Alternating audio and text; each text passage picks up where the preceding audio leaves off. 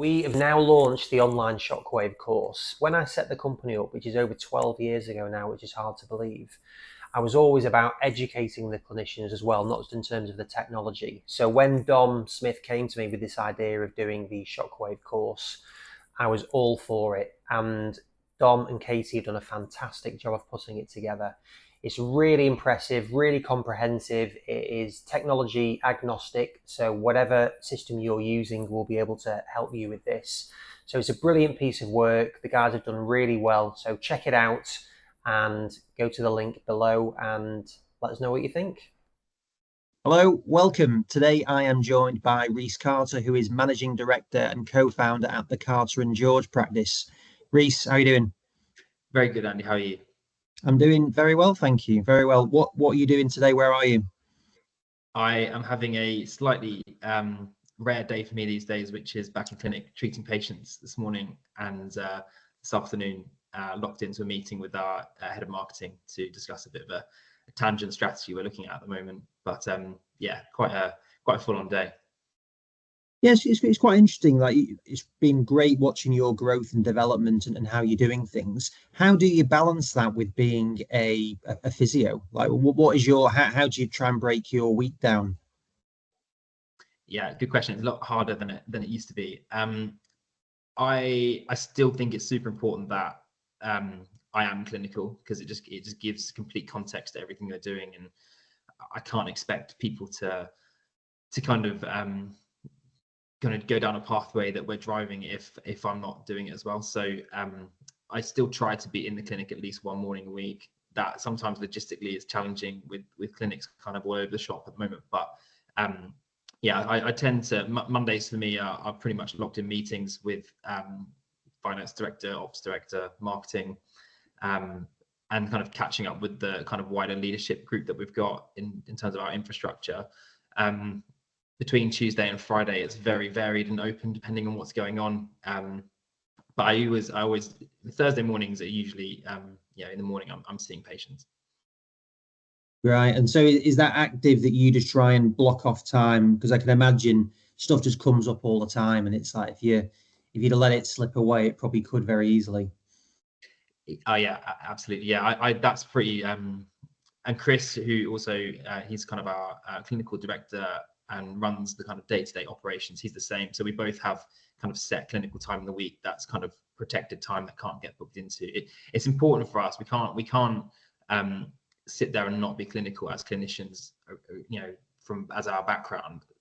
If we've got a team of clinicians that we're looking after and asking them to do certain things and treat in certain ways, and we're very passionate about objectivity and driving objectivity, if we're not doing it ourselves. So actually, for us, it's firstly like keeps you kind of keeps your hand in, so you keep up to date. But equally, like, I think just the kind of set the tone is actually just as important. Make sure we do that. Yeah, and I suppose it's slightly different from some perspectives, because we're going straight into what you're doing now. But like, from when you were starting out, like, how did you get to become a physio? Like, what was the game plan at that point? Yeah, so I'd love to have some sort of really great story, but my entry to physio was probably very typical of a lot of physios, where I grew up playing half decent sport and got injured. I'm not going to be one of the physios that said I would have made it, because I wouldn't have made it, but I was playing half decent cricket and ended up getting injured and spending a lot of time with physios. I came from a family where my old man worked in a kind of more I suppose more corporate background. I had zero interest in jumping down that route.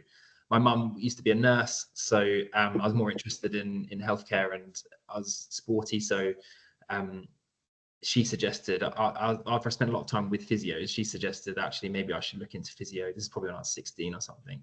I was very lucky that I did some work experience both in the NHS and in some private practice and at Harlequins Rugby Club, and I loved it. So I was one of the fortunate people at probably 15, 16 that I knew exactly which path I wanted to go down. I wasn't messing around with, what I needed to do. So my A levels and everything were picked around becoming a physio and getting into uni to do physio. I left school and I went traveling for a year. I came back and went to Cardiff University, studied physio. And I know, like, it's a slightly unpopular opinion maybe, but I think it's becoming more acceptable now. But back at the time, it was very much unpopular opinion, which is I was pretty set from day one that I was going to work either in sport or private practice. And I ran down that route, and kind of, you know, I was very, very lucky at university. I had some great mentors that that didn't try and channel me down the rotation route, which I really didn't want to do. I know that's not what everyone does, but for me, it wasn't what I wanted to do. And they really channeled me down and nurtured kind of the interest that I had in MSK, and ended up, my final placement at university in Cardiff was an exchange program that the university had with Singapore, and university in Singapore. And I ended up doing my final placement in Singapore. Got really lucky because the placement out there was in the Singapore Institute of Sport, which was probably around about London 2020 time and London 2012 Olympic Games time. So I got to work with a lot of their athletes, got exposed to a lot of the kind of cool stuff that you see in sport and private practice with scanning and shockwave and kind of like biodex machines and force platforms and all this stuff that's becoming more commonplace now. And after I saw that, there was no way I was going back to not being able to do that stuff. So I ended up going straight into private practice, which is kind of at the time, at least, it was very much the anti route that people were not meant to take. But like, this is a topic that I know divides a bit of opinion, but from my side, very much I look back at how I got into private practice, and I haven't regretted anything I've done throughout my whole career so far. Like it's been a great journey, and I've loved it, and I've still love it. And I didn't do my rotation, so for those that sit and ponder on that decision, there are different routes that you can take. So what was it like? What were you drawn to? You say you didn't want to do that. Like, you were drawn to working in private practice. What was that feeling? I just had an interest. Like, I got into the reason I wanted to be a physio is because I wanted to either work in sport or with sports people. And then throughout my university degree, that was the bit that was interesting to me. I then got lucky. Like my placement, Cardiff as a university was, and I believe still is, very kind of, it was hands-on. There was lots of it was a bit more MSK covered in terms of sports injuries than a lot of the other programs. So I was already kind of in an environment that was nurturing that.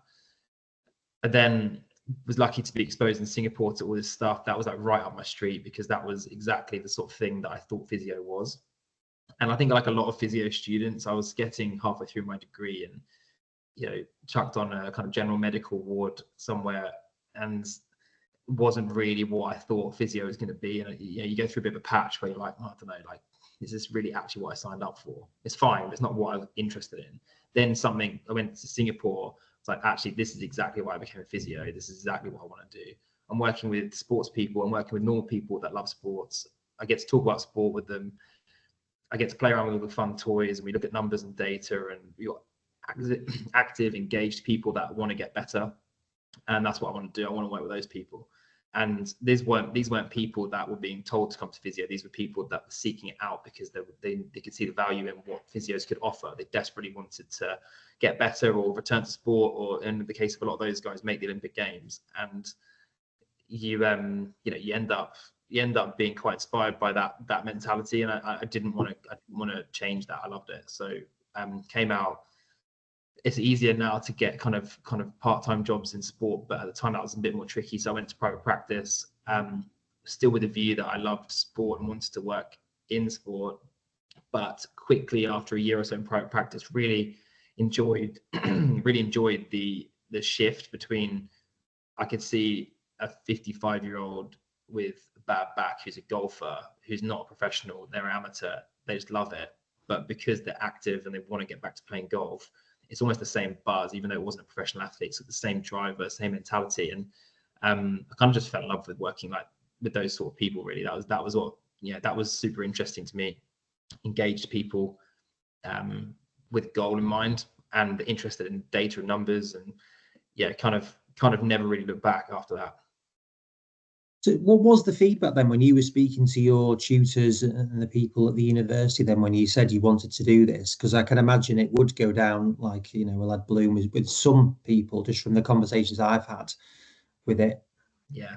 I mean, I've got some very, I'll be politically correct on this, but there's I was told, well, when we're at university, like a lot of universities do, right? They're very keen to they're very keen to promote how many of their graduates get jobs out of university, because it's one of the selling points of the course. So in that final 6 months of my degree, they said, anyone who gets offered a job or starts interviewing, gets offered a role or whatever, you make sure you let us know, because we're very keen to to promote that.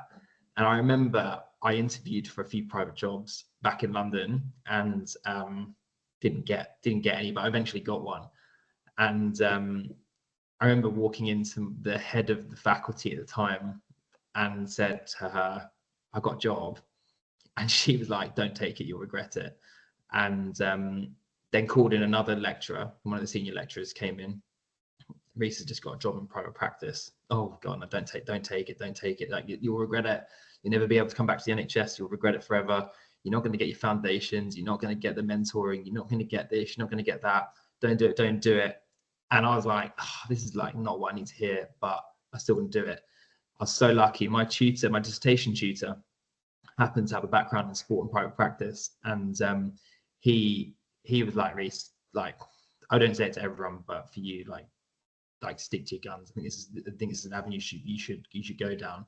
And I trusted that guy, and I did that. Now, interestingly, I actually spoke to him about 2 months ago, because I wanted to reach out to him. I haven't spoken to him since I left uni in 2012, but I actually reached out to him a couple of months ago to be like, you probably didn't realize it, but like a 10-minute chat you had with me 2 years ago, like, dramatically influenced the trajectory of my career. And it's super nice. Like, the guy's like still there, still teaching. And it's funny, like, he probably had no idea that influenced my career, but like it was the reason that I went the path, and I'm still on the path I'm on now. No, it's great to hear that, isn't it, as well? And it's probably they have got the best intentions as well, the other two people that you mentioned.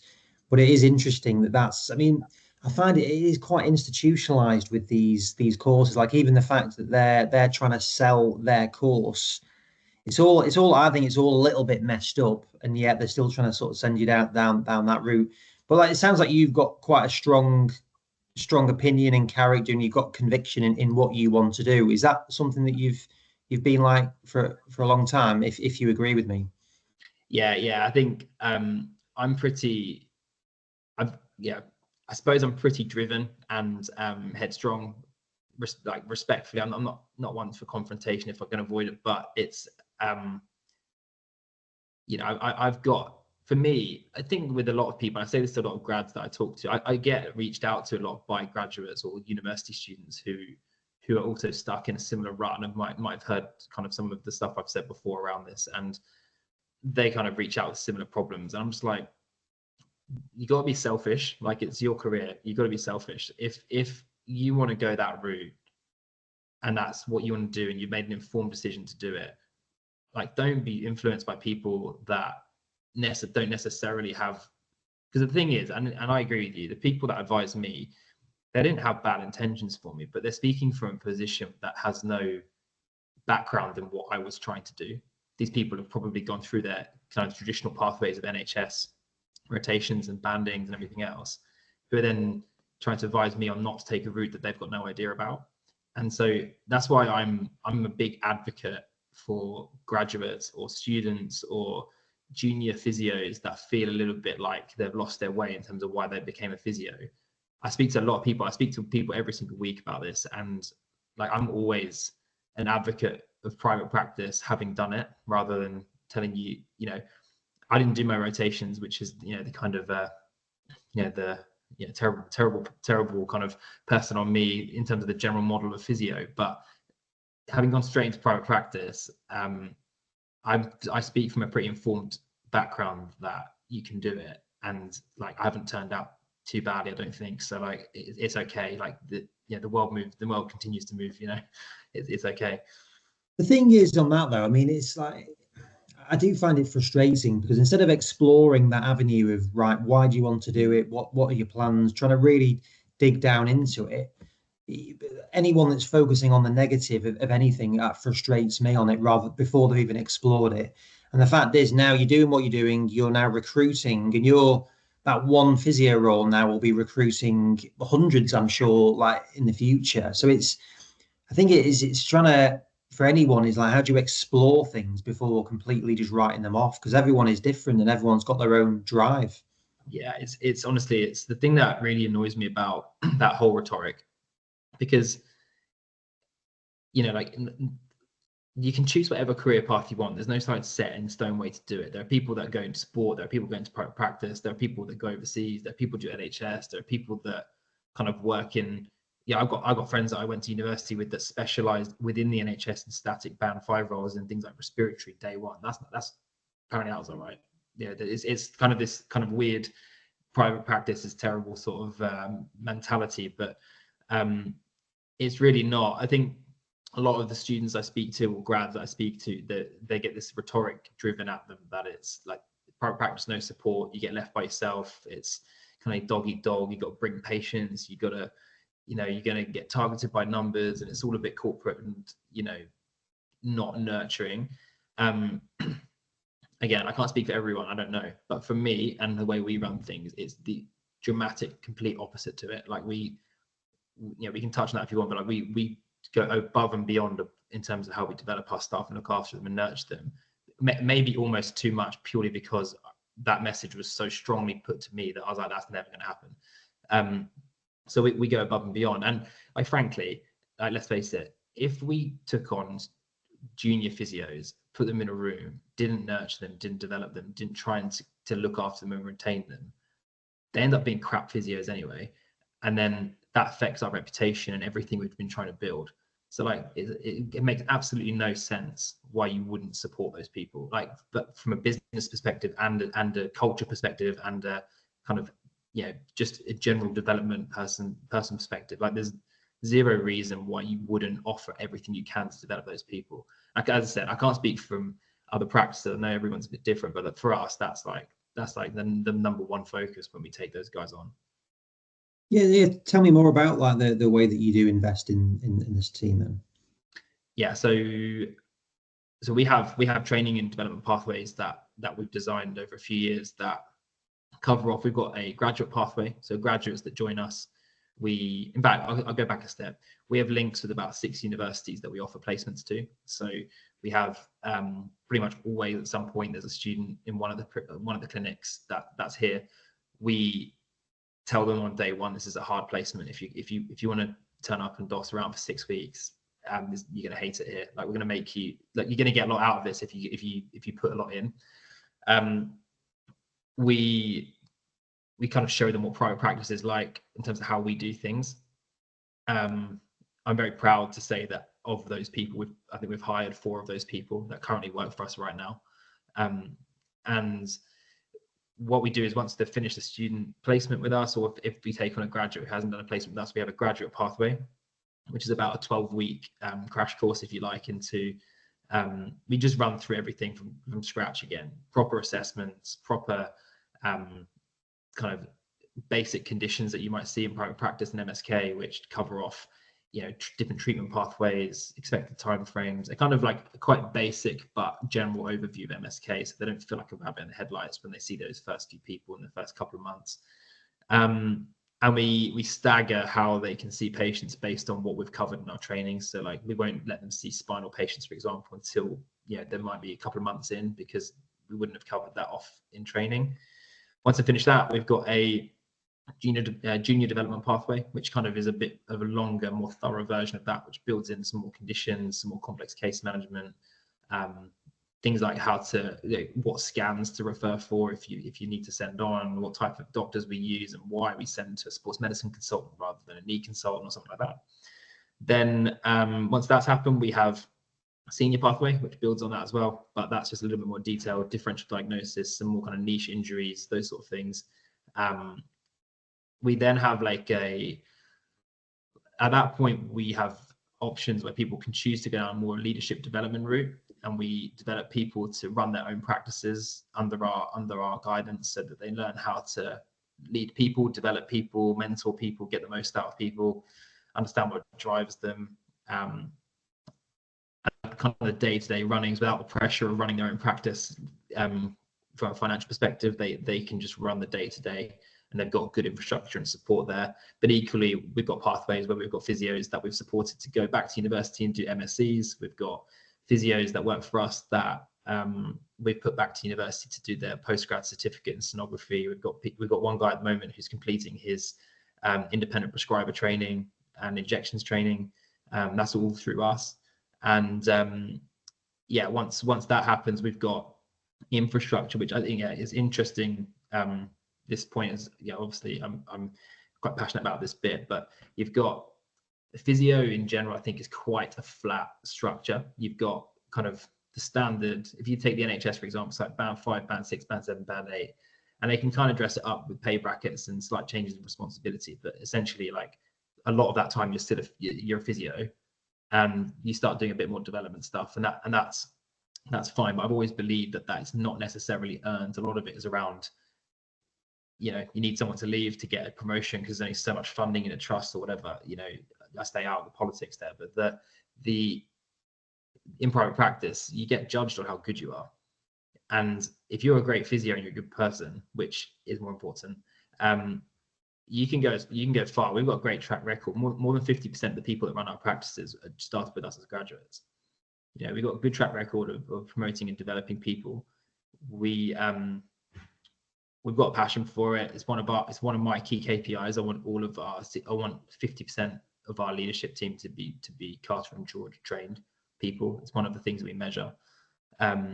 And yeah, like we have regional leads that run multiple sites.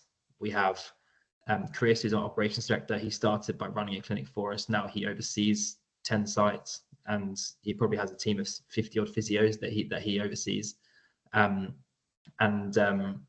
Yeah, there's heaps of scope for growth within our company, and it's very important to me that I create a career opportunity for people, not just a job that they hop around.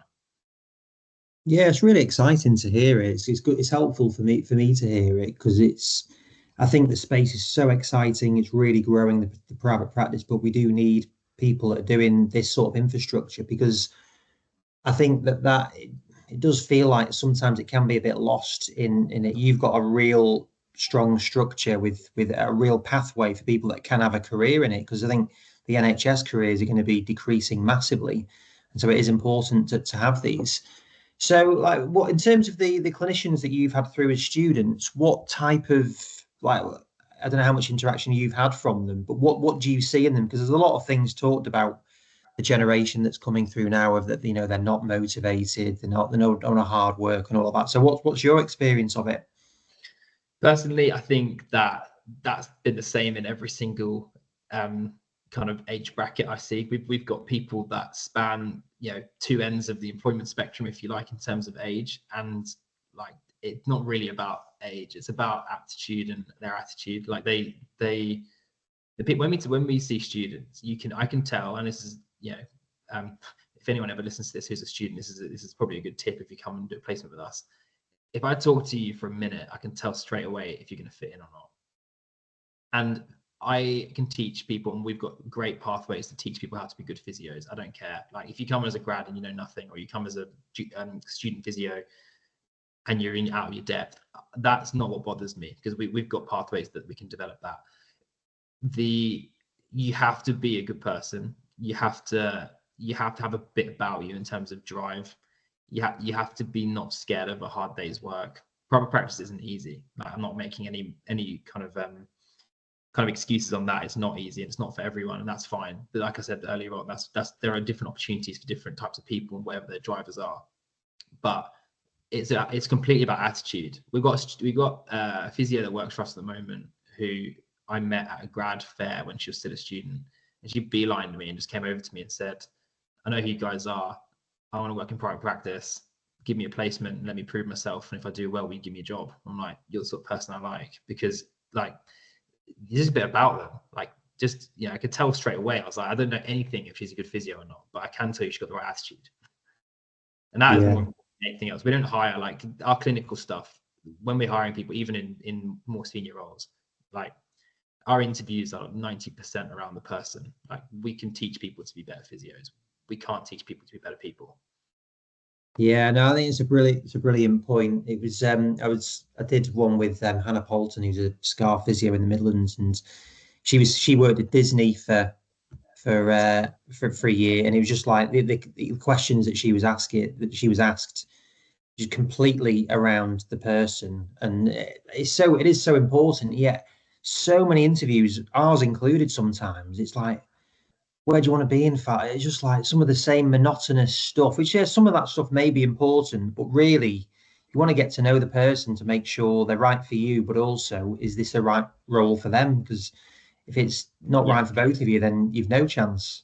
We actually start our interviews as a role reversal, like not to be two stepbrothers like, but we actually start our interviews by being like, interviews are strange. They start, let's say it's an hour long. It starts with us sitting opposite you and you're nervous, and we grill you for 45 minutes and then give you 10 minutes to ask questions at the end, and then you're out the door. We're like, it's a bit stupid doing that, because actually if you hate us or you don't want to work here, or like you get the vibe this just isn't for you, what's the point in it being so heavy from an employer to future employee angle? We try and make it very, because we're so keen on picking people rather than qualifications or how long you've been a physio or whatever. We deliberately de-stress that interview environment, and like, I know it's unprofessional, some people might say it's unprofessional. You know, if people swear, I don't really care. We have a chat. We ask them to ask us all their questions at the start, and then we go from there. So they might ask us, because funny enough, when you're given an open-ended opportunity to ask as many questions as you want, rather than pinning it, kind of like cramming them in at the end, the question bit takes 25 minutes, because they've got loads of questions about us as an employer, how they're going to develop, what their career pathways are, what the team's like, what the location's like, everything. That just wouldn't get covered if you're trying to cram it in at the end. So we start at the start with that. We run the interview off that. We do a bit of clinical just to see that actually they kind of do roughly know what they're talking about. But it's fully about the person. We intentionally try and make it casual, because you're not going to get the most out of someone who's sat there. Anyone can like churn out like knowledge. So what's the point in testing someone on knowledge? Like, someone could revise for an interview and tell you the best, 10 tests that they'd do for, a knee or whatever. Like, that's not particularly useful information. You're better off talking to the person for 20 minutes and see what they're like out of work, what they like doing, are they friends, like what their friends are like, what sort of stuff do they how do they socialize, what's their background, what's their family like, all that stuff. You get a much better picture if this person's going to fit in or not. What would you say good questions for people to ask in an interview? From a kind of for someone who's going for a job.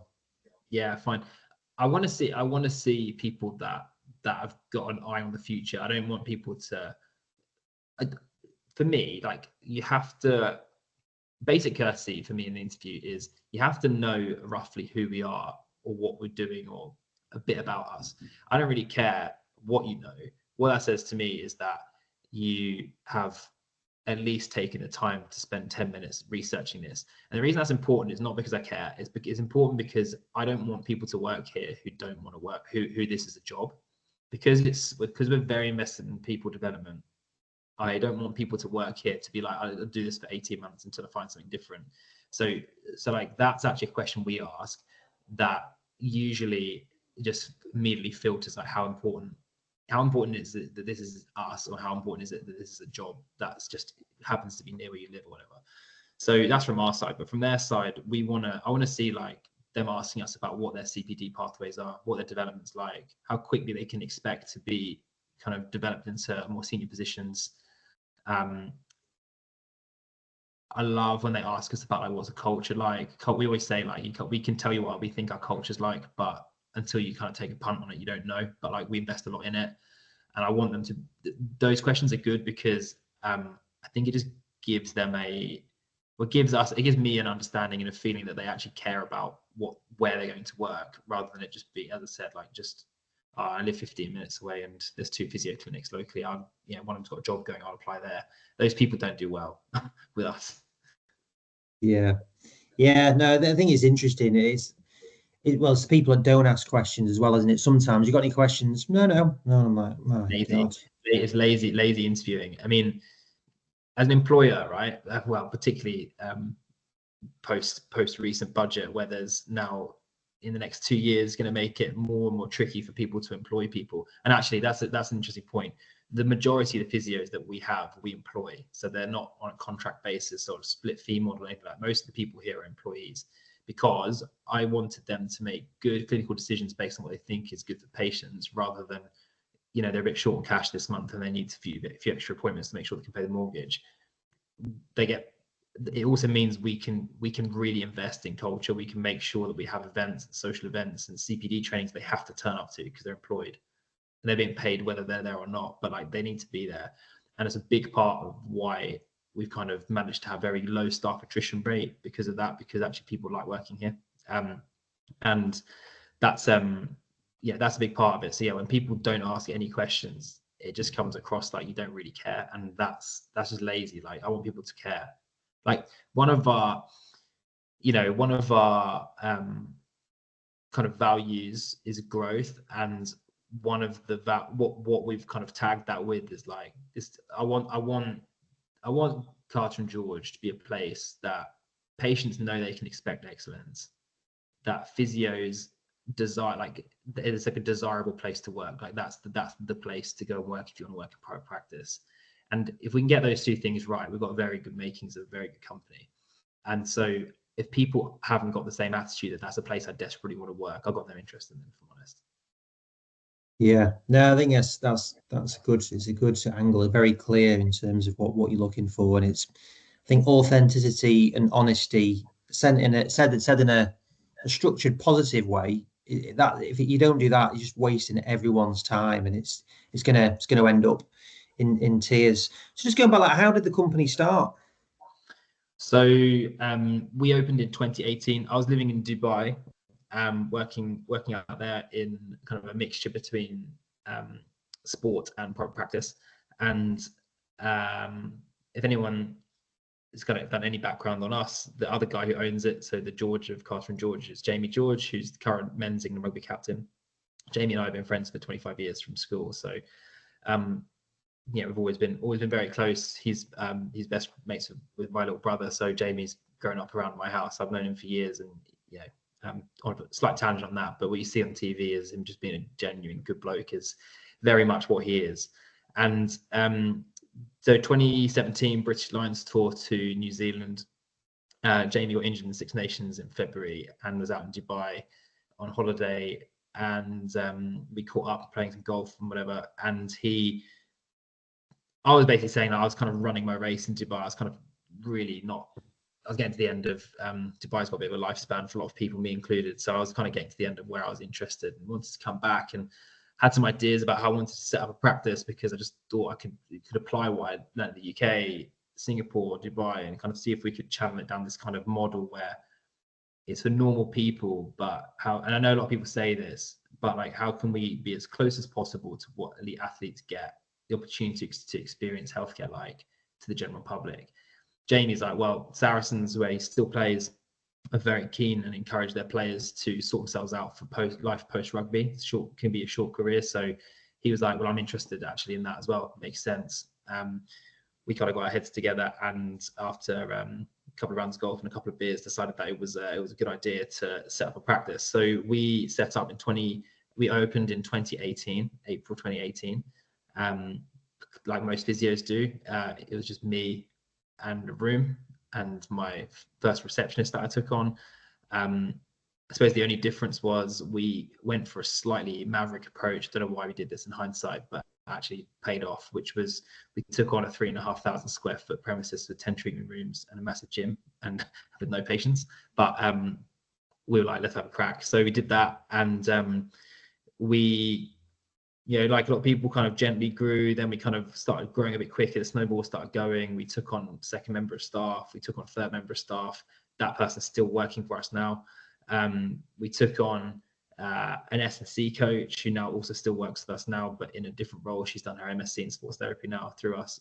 But then we kind of grew, and it was just like growing and growing. Everything was going great. And then COVID happened, and I'm sure it's, without laboring COVID for healthcare, it was a bit of a absolutely diabolical, because just as we were starting to get some traction, that shut. I took an approach that was like, I'm not gonna I can choose to like get the keys back here, or I could just, you know, double down and spend the next 10 weeks when we're not allowed in the clinic to like figure out how we grow this thing. I've got a very fortunate opportunity from a patient of mine who was a physio, who told me one of her friends who was also a physio was going to shut their practice down because they didn't want to kind of battle the COVID, kind of post-COVID kind of relaunch as a physio. I rang her up and said, I don't know, you don't know me, but any chance you'd be willing to sell your practice to me, because I kind of want to see this as an opportunity rather than curtains. So she said, yeah. I had no experience of how to buy a company whatsoever. She had no experience of how to sell a company. We came up to like a number we thought it was worth for her and for me. It's a bit more nuanced about how we do that these days, but it seemed like a reasonable number. I didn't have enough cash to pay her, so we structured a deal in a way that she still worked for us for a few years. She retired this time last year. We ended up doing our first acquisition in October 2020. So probably like the worst time most people would have thought to do an acquisition, but we did. So we went to 2 sites, took on some more staff, grew it quickly, came out of the pandemic really strong. And then we, in 2023, so March 2023, so 18 months ago, we opened our 3rd practice organically. That was just through demand, and like without laboring the point, I'm so inherently invested on the development of our people that if you don't keep growing, you start running out of opportunities for people to progress into. So it's actually like, it's almost like the collateral of developing people. If you want to hang on to it, we need to keep growing. So we opened a new practice, and that happened. And then Jamie and I last summer decided to take the approach where we wanted to grow it more and offer more and more opportunities for people. And so we realized we had no idea about how to balance that financially, because as a rugby player and as a physio, you don't really get too much training about how to make sure the finances check out. So we took on a finance director with a view that we were going to help to grow our business through acquisitions, because we'd done it before. And in January this year, January 24, we did an acquisition of a clinic locally to us in Harpenden, and have since then done 6 more. So in November now, we've got 10 clinics, pretty steep growth this year. We've got just over 50 odd physios and infrastructure that includes marketing, reception, operations. We've got like a full-time person who's kind of like a patient services coordinator who answers all our phone calls centrally, and the accounts team. So we've kind of like built out a nice infrastructure now, and it's a very different beast to what it was, but yeah, it's been good fun. Lots of learning along the way, but that's where we're at the moment. Yeah, no, it's really exciting. I mean, it sounds like it's really grown quickly in that time. Where do you see the landscape within private healthcare? Because there's again, you've come from no real background of it, your business partner as well, the same sort of thing. I was listening to a podcast this morning with a friend, Andrew McCauley, and he was just saying that he worked 10 years in the NHS, and he found it so hard going into private practice initially because you just feel bad charging for things. So I get. So where do you see that the scope of it? I guess in a way, because you're getting the graduate physios through, they're not actually being so tainted by that piece of it. It's part of it. I think there's a middle ground where a lot of physios struggle in private practice if they come in post rotations but pre being like really confident in their skill set. That's a middle ground of experience that often we find a tricky place for people to start in private practice, because they're so conditioned to the NHS, but they haven't got the clinical confidence within themselves to kind of override how that works. But yeah, so graduates don't really have that influence. So that's a part of the attraction to grads. We know that we can kind of, before they get too heavily influenced down that model. Look, for me, it's very simply around quality. Like I talk this through to a lot of as part of our training. Actually, it might be worth touching on for 30 seconds. But like, if you think about the private landscape, firstly, it's an option. We don't have NHS contracts. I don't have insurance contracts really, other than people with private medical insurance like Bupa and AXA. So like the people who are coming in here and doing that by choice And there is, despite the fact the NHS exists, there are people that are willing to pay for quicker access to care, a bit more time with physios, the opportunity to actually work with a physio through a treatment plan rather than kind of a distance treatment plan because of funding opportunities means you can't have as many sessions as you need or whatever.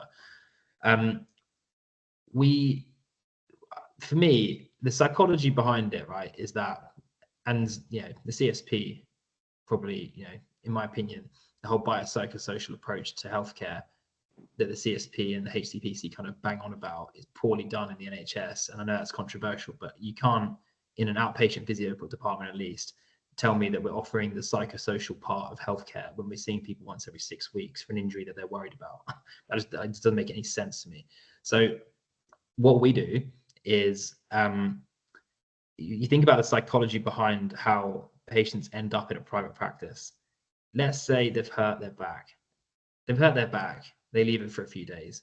They then decide that this isn't going away. So they start Googling what's wrong with their back. Google comes up with an array of things from super serious through to nothing. They're a bit confused about what's wrong. So they might search on YouTube a few stretches for their back. They do the stretches and it might not make any difference, or it might feel worse, or they're a bit unsure if it's making any difference. They ring their GP, and in my local trust round here, it's 17 weeks for a phone call with a physio. The GP is going to give them painkillers, which they don't want. They might be active as a person, that they want to get back to playing football. It might be a semi-professional footballer that can't play at the moment because of this back problem. It's costing them a couple of hundred pounds a week not being able to play football. So they then think, I'm going to go and see a physio privately. So they go onto Google and find a physio near them. There's probably 3 or 4 practices in every single town. They look at those practices. They go on a website. They look at every single website. They churn through it. They look at the staff profiles. They look at the price list. They think where they're going to park. They look at their diary. They match up the physio they want to see with an appointment that they're aware of the price. They book it in, ring up usually. 4/5 of our patients still call in to make appointments. You ring in, you make an appointment. You wait for a couple of days for the appointment apprehensively. You then take time out of your day to drive, park, sit in a waiting room, to then see a physio. All of those decisions that where you could have dropped off, to then be told to come back in 6 weeks if it's still there. How does that make any sense? So people craving wanting to be looked after. There's this myth that this is the mindset shift that people have to have. People want to be looked after, and they're coming because they want you to help them. If we're discharging people after one session, after all of the psychological barriers to actually sitting opposite you, are we really, as clinicians, turning around thinking we're doing a good job? Like, in my opinion, we're just not. You cannot be telling me we're addressing the patient as a whole properly if we're doing that. And so whilst private practice gets a bad rap for being commercial, the irony is, if you look after people properly, and our net promoter score, by the way, would indicate this. Last year, we surveyed 27,000 people, and our net promoter score was 96.9 out of 100. It's because people they liked coming in because they felt looked after. And if you read our reviews, there's a common theme through all of them. It's not about the physio. It's not actually about physio. It's about the physios being listening and empathetic and offering advice and support and nurturing them and giving them good, kind of a good pathway to recovery. It's all the soft stuff that you just can't do if you see someone once. And so the major irony is that commercial success of private practice and clinical success of private practice are directly pinned. And people hate that, particularly if you haven't worked in private practice, because they don't agree with that sentiment. But there is no magic to it. You be a good physio, look after your patients, and everything else works itself out. I think I think a few more people need to hear that, actually, because it's like that. It's just it is very simple. I agree. It's complete mindset shift of you're trying to rip them off to know you're actually trying to care for them. And that's ultimately what people want. We track a load of KPIs, right? We track loads of data. We're kind of a bit nerdy on data. And I've done a podcast with Nicola Graham about this exact thing. But one of the KPIs we will look at is a client visit average KPI. Client visit average we might take over a certain period of time, and we've got so much data now. We know what a normative amount of sessions, let's say, in a period of time is the average for a patient. Now the irony is it's really not that high. it's not like people are coming back hundreds of times and you're being fleeced. We don't do offers, we don't do packages, we don't do it, like, it's just like come in as you go. By tracking that data, we're very aware if people are under treating or over treating. Like, you can see it. You can see we've got 50 odd physios and they've all got pretty similar client visit averages. You can see when people are under treat and you can see when people over treat by just tracking the numbers. And so actually what you realize is that it's really not like, well, the other way to look at it, maybe I say this to a lot of our physios, if you put a checkbook in front of a patient with no numbers on it and said, write on that checkbook how much you're willing to pay for this pain to go away, or for you to understand what's wrong so you can return to golf or to football or whatever, I guarantee you they end up writing a number on there that's higher than they end up paying anyway. Because there's a mindset shift that we need to have in healthcare, which is like, people, the financial part of it is not actually what people care about. And I'm not saying that private practice is successful for everyone. And that's not what I'm trying to say. Because there are people that the NHS exists for, that is a good service. But unfortunately, there's this rap in private practice that, it's so, so commercial, we can't look after people properly. It's all a bit like fleecing patients. But like, the irony is, it's not that the money is usually not the barrier. People want to come in because they're looking for an outcome. They're not looking to come in and get the most efficient spend of 200 quid. Like, they're looking because they've got a knee problem that they're unable to be solved without seeing someone professional. And physios need to back themselves and be like, you're a trained healthcare professional that can offer tangible difference to this person's life. If you're pushing that person out the door because you're a bit worried about them spending 60 quid, you're doing them a disservice. Like, that person knows the price when they walk in the door, and they know that they need help. Like, how disappointing would it be if you went, your tooth hurts, you go to the dentist and he basically says like, yeah, I'll I know it hurts, but try flossing a bit more and catch up with me in 6 months time. You're like, my tooth hurts, like, help me. And it's just a shift at physios. I think it is because of the way the training's done that we the general mentality is this, but like, it is just like, I'm very passionate about, obviously, but just, kind of look after people. There's a reason they're coming in through the door. Like, it is very rarely a financial barrier. Is why when people walk through the door, that barrier has already been met. So once they're there, look after them. Yeah, no, it's a brilliant message. I genuinely think that does need to be out there more, because I do think that is a big problem that is existing, which is probably why you're thriving as well. But I think it's like, my mind is like, how do we raise the whole level up? And everything that you're saying there is exactly that. How are we raising the standard, the expectation, and the value in the industry? And if we don't do everything that you're saying there, we're doing the whole industry a disservice. Not just the clients, it's the clinicians, it's the businesses, it's everything. It's like, how can a physio also be like, I love my job, when they never get to see people getting better? That's the bit physios love. Like physios are a bit egotistical like that. Like, the best bit about it is a patient coming back to you, having worked with them for a month or something on an injury, being like, I just went back out and ran a 10K. Thank you so much for your help. That's literally like, that's like the dopamine hit that physios do the job for. So like, why not give yourself a chance to get the good bit out of the job?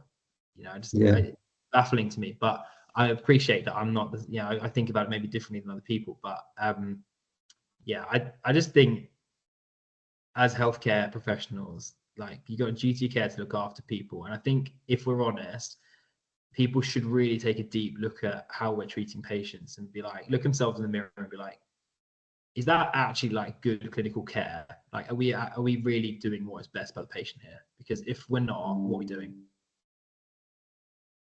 Yeah, no, I think a good question for it as well. And like, for you, like, how do you? I would assume I would have an answer for how you may respond on it, but like, in terms of like, how do you switch off? Like, this is all encompassing for you. Like, how important is that for you in terms of switching off?